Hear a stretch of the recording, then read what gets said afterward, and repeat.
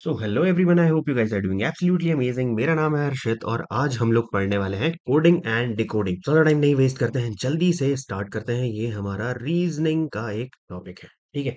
सो देखो, coding decoding एक बहुत ही सिंपल सी चीज होती है। नाम से ही समझ लेते हैं कि भैया कोडिंग और डिकोडिंग में होता क्या है। देखो, कोडिंग का मतलब ये होता है कि तुम कुछ एक स्पेसिफिक कोड करके, या फिर मैं ऐसे कहूँ कि तुम और तुम्हारे दोस्त बैठे होते हो, है ना, क्लास में। और कभी होता है कि इशारों इशारों में बात करते हो, है ना।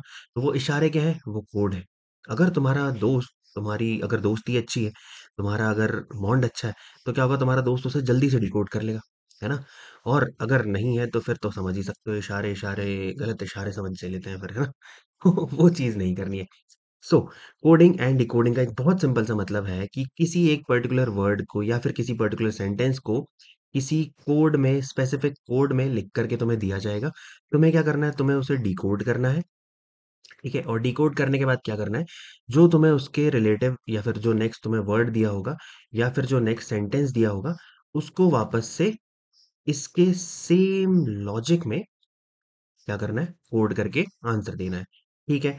अब देखो, ऐसे समझ आएगा नहीं, क्वेश्चन लेना पड़ेगा, ऑब्वियस सी चीज है। तो देखो, सबसे पहली चीज, पहले तो भाई ये बता दूं कि सबसे इंपॉर्टेंट चीज जो इसमें आती है वो होती है क्या, अल्फाबेट्स, ठीक है।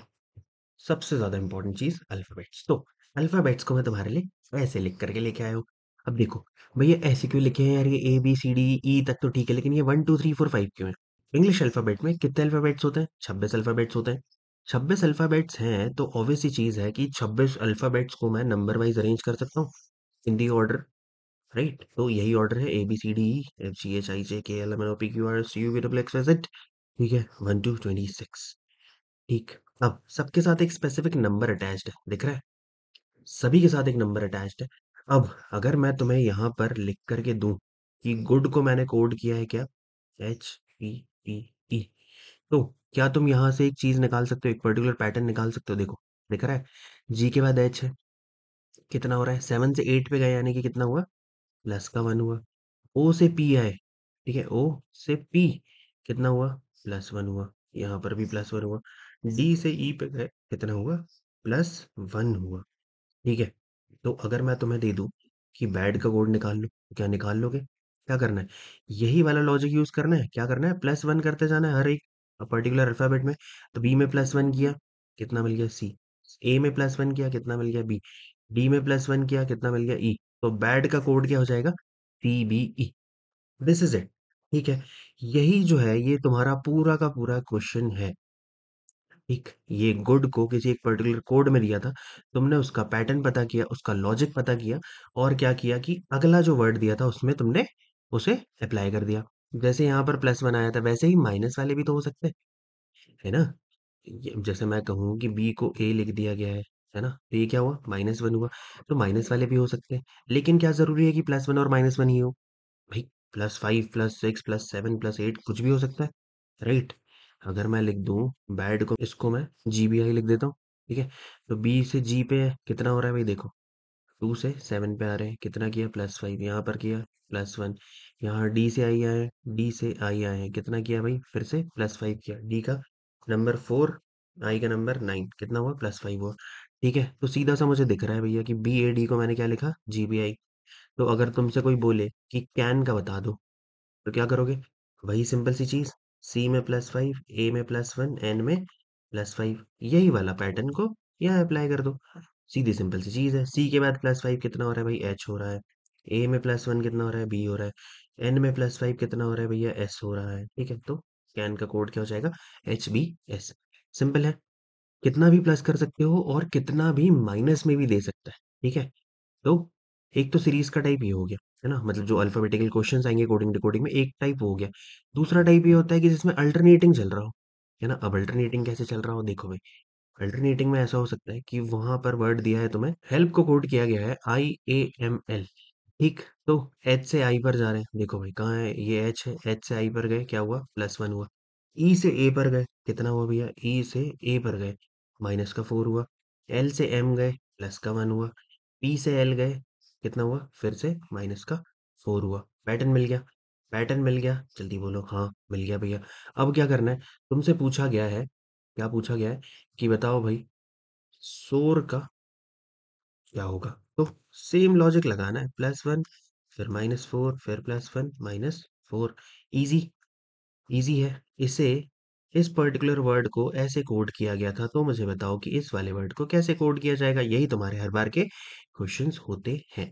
ठीक है, शोर को क्या लिख दोगे भाई? S+1 किया क्या आ गया? T आ गया। O से -4 किया कितना आ गया? K आ गया। R में +1 किया कितना आ गया? S आ गया। E में -4 किया कितना? A आ गया। TKSA is the answer. I hope यहाँ तक की चीजें क्लियर है। अब एक और टाइप का क्वेश्चन होता है, वो ऐसा होता है कि मान लो बैड को मैंने कोड किया है 214, तो बताओ कि गुड को क्या कोड करेंगे? अब देखो, यहाँ पर अगर देख रहे हो तो बी का क्या मिल रहा है? बी का 2 मिल रहा है। ए का क्या मिल रहा है? 1 मिल रहा है। डी का 4। तो ये उनके रिस्पेक्टिव अल्फाबेटिकल क्या है? नंबर चाहिए।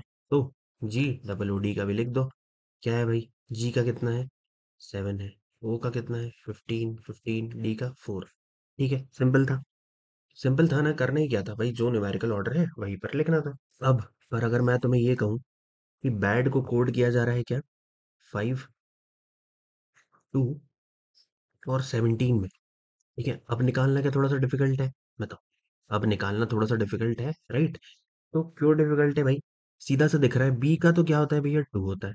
ए का 1 होता है। डी का 4 होता है ना? कितना होता है? 2 होता है, 1 होता है और 4 होता है ना? तो फिर ये कोड में 5 टू 17 कैसे किए?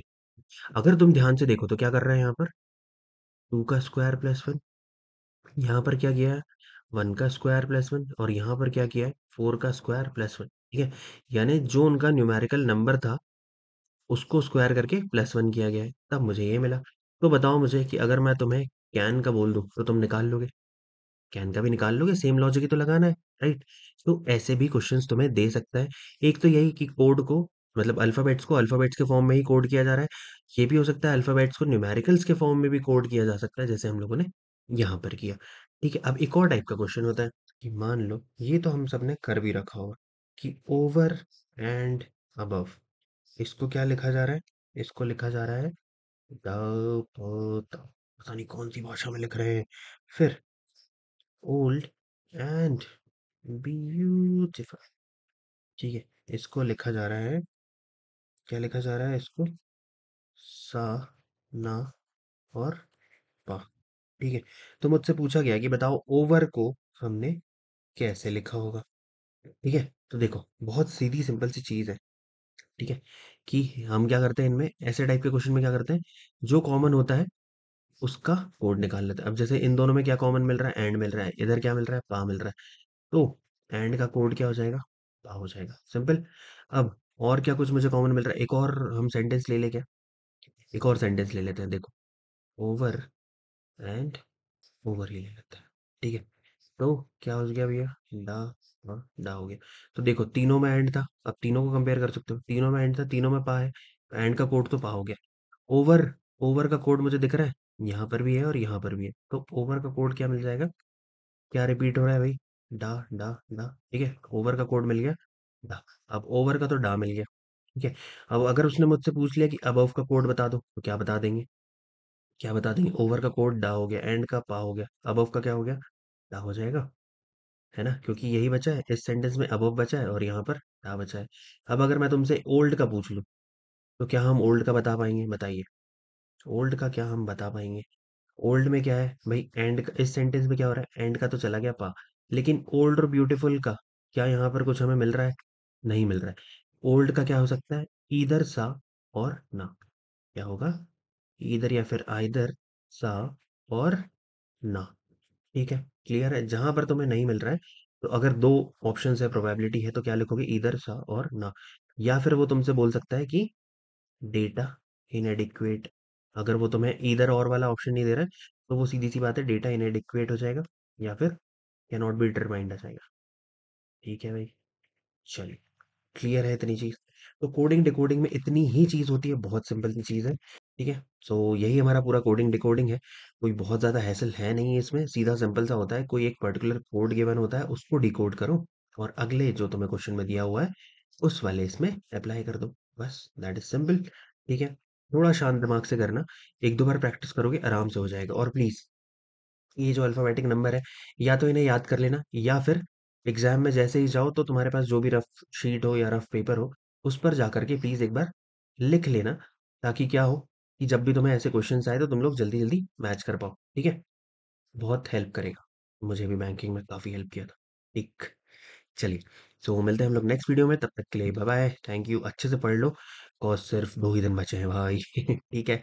ऑल द बेस्ट अभी से, बढ़िया से पढ़ाई करते रहो। जय हिंद।